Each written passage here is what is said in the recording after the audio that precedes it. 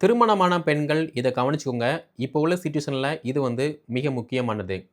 After மேரேஜுக்கு அப்புறமா கணவனை சார்ந்த உறவினர்கள், அதாவது மாமனார், மாமியார், நாத்தனார் வந்து உங்கள மென்டலி, பிசிக்கலி ஹராஸ்மென்ட் பண்றாங்க அப்புட்ன்னா, நீங்க என்ன ஹராஸ்மென்ட் பண்றாங்களோ, அத நீங்க வைத்திருக்கக்கூடிய ஃபோன்ல ஃபோட்டோ, வீடியோ, ஆடியோவா வந்து பதிவு பண்ணுங்க. பதிவு பண்ணிட்டு உங்க வீட்ல வந்து ஃபர்ஸ்ட்டு எக்ஸ்போஸ் பண்ணுங்க. உங்க வீட்ல அத அப்செட் பண்றாங்க அப்புட்ன்னா, காவல்துறை, நீதித்துறை மூலமா வந்து நீங்க அதை லீகலா வந்து எதிர்கொள்ள முடியும். அத விட்டுட்டு உங்க வீட்ல ஆடியோ போட்டுட்டு நீங்க தற்கொலை பண்ணுனீங்க அப்புட்ன்னா, எக்காரணம் கொண்டும் உங்களுக்கு நீதி கிடைக்கும். ஆனா ரொம்ப டிலே ஆகும்.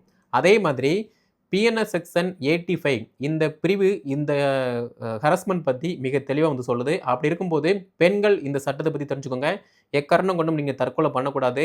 யாரு உங்கள ஹராஸ்மென்ட் பண்றாங்களோ, அவங்களுக்கு இந்த பிஎன்எஸ் செக்ஷன் 85 படி செக்ஷன் பதிவு பண்றாங்க அப்புட்ன்னா, 3 வருஷம் வரைக்குமே சிறை தண்டனை பிளஸ் அபராதமும் வந்து சேர்த்து விதிக்கப்படும்.